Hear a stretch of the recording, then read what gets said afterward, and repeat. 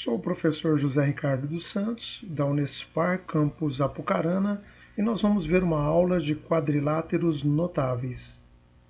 Trapézio. Um quadrilátero convexo é chamado trapézio se e somente se possui dois lados paralelos. Nós podemos ver na figura que o lado AB é paralelo ao lado CD. Esses lados paralelos nós vamos chamar de bases. Classificação. O trapézio é chamado de escaleno quando os lados não paralelos são diferentes. Ele é chamado de isósceles quando os lados não paralelos têm a mesma medida. E um trapézio é chamado de retângulo quando um dos lados não paralelos forma um ângulo de 90 graus com as bases. Propriedades. Em um trapézio qualquer, nós vamos perceber que a soma de dois ângulos consecutivos que não estão na mesma base, por exemplo, alfa e beta. O ângulo alfa podemos ver que é um ângulo agudo e o ângulo beta um ângulo obtuso. Como nós temos aqui paralelas cortadas por transversal, esses dois ângulos são suplementares, ou seja, a sua soma é igual a 180 graus. Podemos perceber também com o ângulo gama e o ângulo θ, que também são suplementares. Então aqui, alfa mais beta é igual a gama, mas eu não acredito. Ah, meu Deus, a gente só vê os errinhos daí a hora que tá. Propriedades. Em um trapézio qualquer, nós vamos perceber que a soma de dois ângulos consecutivos que não estão na mesma base, por exemplo, o ângulo alfa e o ângulo beta, eles são suplementares. Nós temos no trapézio os lados paralelos e aqui a transversal. Então, esses ângulos são suplementares, ou seja, a sua soma é igual a 180 graus. E vamos perceber também no outro lado, no outro lado não paralelo, o ângulo θ e o ângulo gama, que também são suplementares. Então, ângulo alfa mais o ângulo beta é igual ao ângulo gama mais o ângulo θ, que é igual a 180 graus. Quando nós temos um trapézio isósceles, nós vamos ver então que os ângulos da base são congruentes, têm a mesma medida. Então eu tenho a base EF, onde o ângulo alfa é congruente ao ângulo θ. E na outra base, HG, o ângulo beta é igual ao ângulo gama. Lembrando que no trapézio isósceles, os lados não paralelos têm a mesma medida. E agora, os seus ângulos também são congruentes com a mesma base. Então, alfa é igual a θ, beta é igual a gama. Quando nós temos o trapézio isósceles, as diagonais terão a mesma medida. Nós vamos perceber que os triângulos ILJ e ILJ e o triângulo IJK e IJK são congruentes. Vamos verificar. O lado IL tem a mesma medida do lado KJ. IL, KJ são os lados não paralelos, como ele é isósceles, tem a mesma medida. O ângulo I tem a mesma medida do ângulo J. Acabamos de ver, quando o trapézio é isósceles, os ângulos da base têm a mesma medida. IJ é comum para os dois triângulos. IJ é comum para os dois triângulos. Então, eles são congruentes pelo caso LAL, lado, ângulo, lado. Lado, ângulo, lado.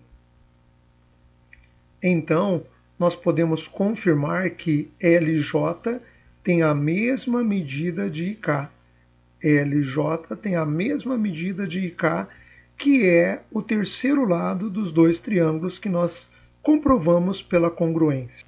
Paralelogramo.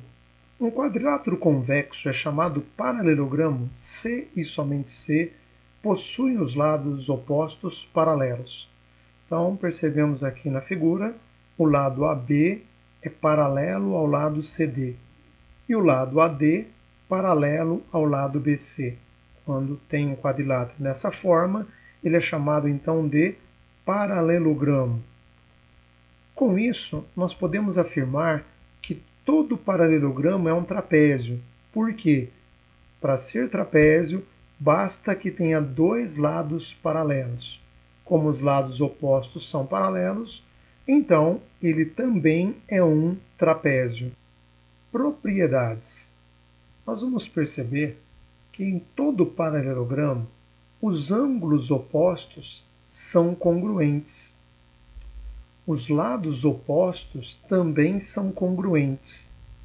E as diagonais cortam-se ao meio.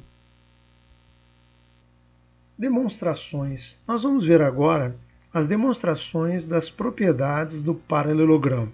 Primeiro, em todo paralelogramo, dois ângulos opostos quaisquer são congruentes. Então nós vamos pegar aqui esse paralelogramo, somente com esses três ângulos, e vamos ver aqui ao lado. O ângulo alfa e o ângulo gama, então nós temos aqui o lado AD e o lado BC. E o lado AB será a transversal, paralela, paralela, transversal. O ângulo alfa e o ângulo gama são ângulos colaterais internos.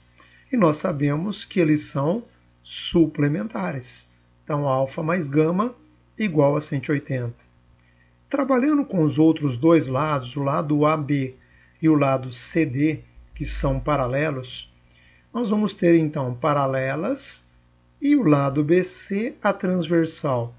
Então, o ângulo beta e o ângulo gama, colaterais internos também, que são suplementares.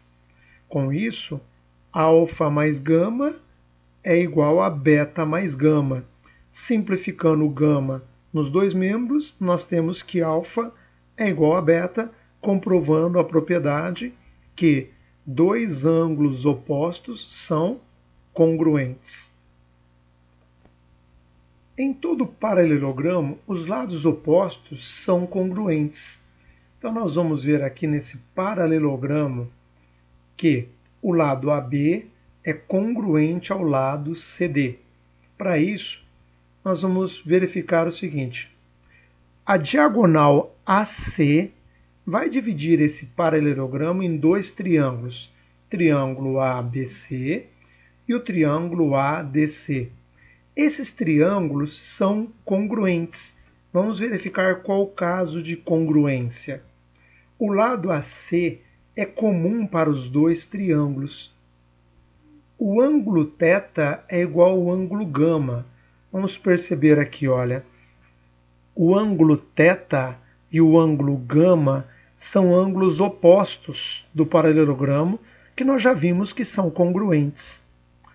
O ângulo φ é igual ao ângulo sigma. Por quê? Nós temos o lado AB e o lado CD que são paralelas. E a diagonal é uma transversal. Paralela, paralela, transversal. Esses ângulos são ângulos alternos, que nós já sabemos de aulas anteriores que são congruentes. Então está aqui, pelo caso LAAO. Lado, ângulo e ângulo oposto. Então, os dois triângulos são congruentes.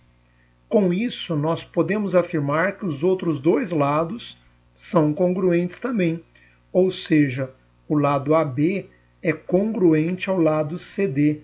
AB congruente ao lado CD. E o lado AD é congruente ao lado BC do triângulo, está aqui, que são os lados do paralelogramo. Provamos então que os lados opostos de um paralelogramo são congruentes. Em todo paralelogramo, as diagonais interceptam-se nos respectivos pontos médios. Então nós temos aqui o paralelogramo E agora nós vamos traçar as duas diagonais. E vamos ver o seguinte: o triângulo AMB é congruente ao triângulo DMC. Vamos ver qual o caso de congruência.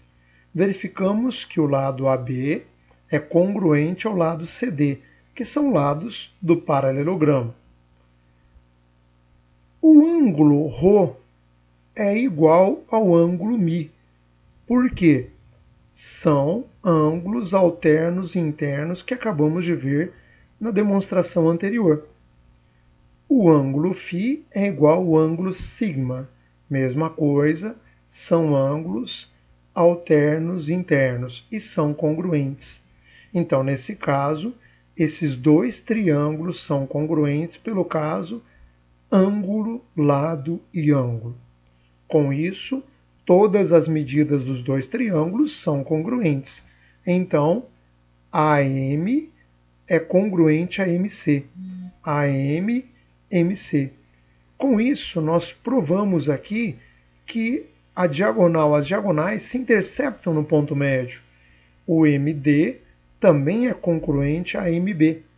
Então, no ponto médio. Está comprovado essa terceira propriedade. Retângulo. Um quadrilátero convexo é um retângulo, C e somente C, possui os quatro ângulos congruentes. Então nós temos aqui na representação os quatro ângulos de 90 graus. Sabemos que todo quadrilátero, a soma dos seus ângulos internos é 360 graus. Como são todos congruentes, 360 dividido por 4, 90. Então, ABCD é um retângulo e tem os quatro ângulos congruentes. Podemos perceber também que todo retângulo é um paralelogramo e um trapézio. Por que é um paralelogramo? Porque os lados opostos são paralelos. Se é um paralelogramo, já vimos que é um trapézio também.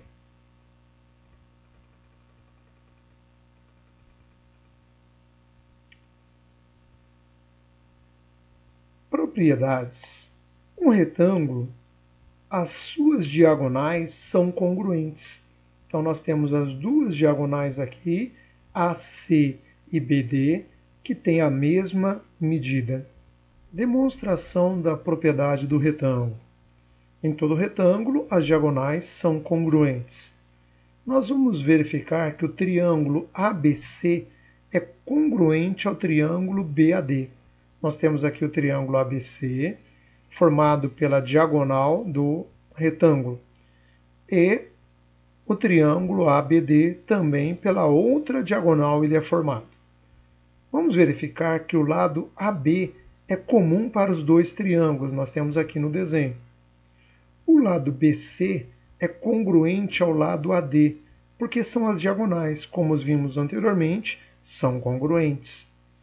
E o ângulo A desse triângulo tem a mesma medida do ângulo B, porque é formado com uma diagonal e o seu lado adjacente, que é comum aos dois triângulos, lado AB e diagonal. Então, são congruentes.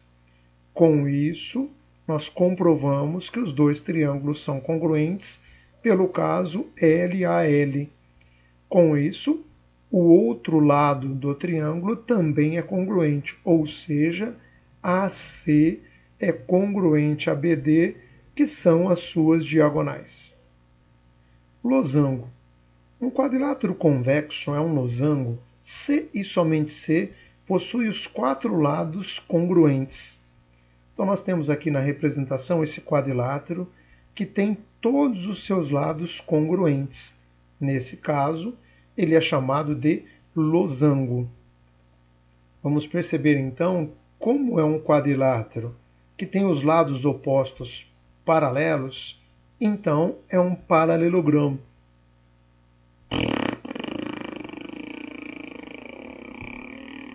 Losango. Um quadrilátero convexo é um losango, C e somente C possui os quatro lados congruentes. Então nós temos aqui o quadrilátero, onde todas as medidas dos lados são congruentes. Daí, então, ele é chamado de losango.